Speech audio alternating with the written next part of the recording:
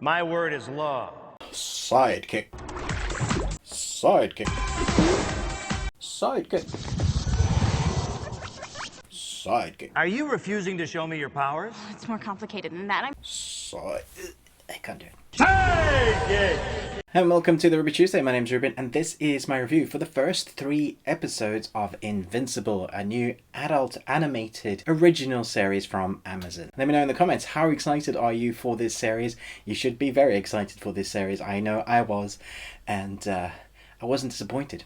So give me a thumbs up and let's get stuck into it. 17-year-old Mark Grayson is just like every other guy his age, except that his father is the most powerful superhero on the planet, Omni-Man. But as Mark develops powers of his own, he discovers that his father's legacy may not be as heroic as it seems. Okay, so when you start watching the first episode, it would be fair for you to go, what is this? This is not what I was expecting. This just looks like a ripoff of a Justice League comic.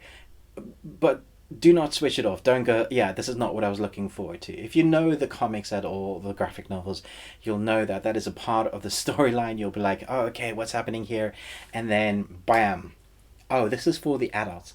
So just to make you aware, this isn't your young age. Is probably, I imagine they're going to do 14 up or even older, but it's probably 14 up. It's gory.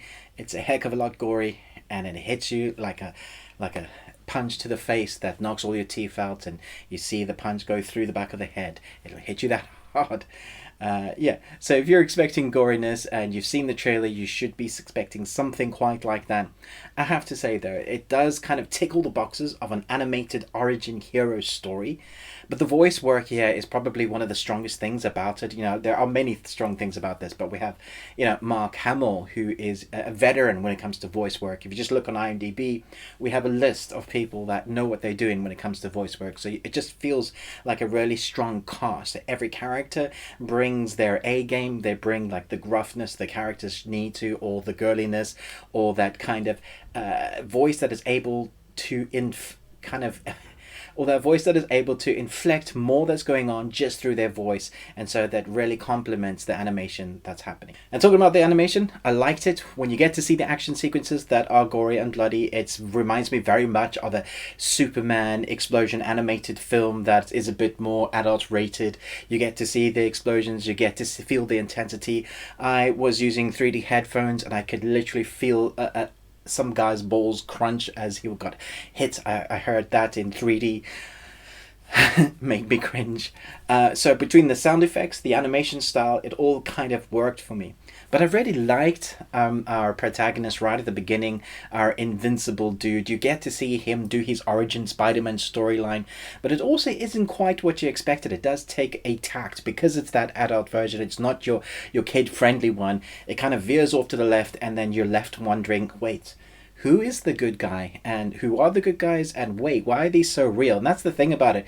They very much show their adult lives, their day-to-day kind of living, as well as what it means to be a hero, so it feels like a more tangible, real, relatable hero, somewhat. There's also things that, like, they're grounded in reality, and then there's some hero in space holding his breath for minutes at a time. You're like, yeah, that wouldn't happen. So you can't put too much believability into it. It is an animation series with people that have superpowers, so you have to kind of just go with that. Stephen Yeun is Mark Grayson, and J.K. Simmons is Omni-Man, or the dad.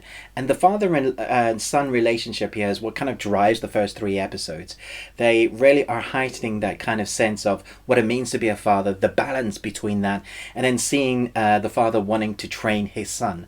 The thing about J.K. Simmons is he does have presence within his voice, and so when you start seeing more about his character, there is that kind of worry, like, what is he doing, who is he, how powerful he is. It's like the Superman presence. You know he's that strong. If you take him off, he will destroy the world, or destroy other worlds, or destroy you. Just the look, the gaze of that person, you know, you wouldn't want to see them in a dark alley. You wouldn't want to piss off Superman, even if you're Batman. It's that sort of presence that J.K. Simmons brings with his voice work, and the complement between the animation style. So it makes for a very interesting dynamic on screen. One thing I should say is that each episode for the first 3 episodes so far have been 45 minutes apiece. So it's very unusual We don't normally get animated series that are longer than 25 minutes apiece. These all feel like a contained story that they're telling a part of a story. Each episode has a very unique story to tell. And it's not just the superheroes. You get some stories on the bad guys, very interesting stories that they have obviously a very thought out world. So they've taken the storylines from the graphic novels, transposed it over to our animated series.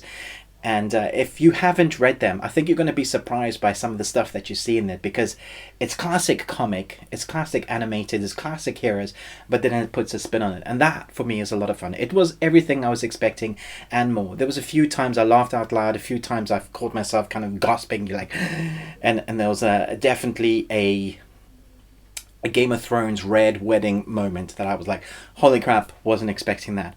And so it has that sort of pull in it. I can't wait for the other episodes. I'm going to do spoiler reviews, but only once they're aired, because obviously I don't want to spoil anything. Let me just say, the hype is real and it's focused. It's as good as I was hoping it was going to be. The creative team behind this, you can see they've poured a lot of love and energy into making this the best it can be, and I feel like that comes to you as the audience member across the screen. Thoroughly enjoyed it. It was a lot of fun. From action sequences to developing character backstories to caring about your protagonist to even being interested in your bad guys or good guy bad guys or what's going on. There's a very interesting detective that I don't want to spoil it for you, but I was just like, oh, I want to know more about him. There are a lot of superheroes that you could do comparisons, and that was one thing I found difficult, because we live in the world of superheroes.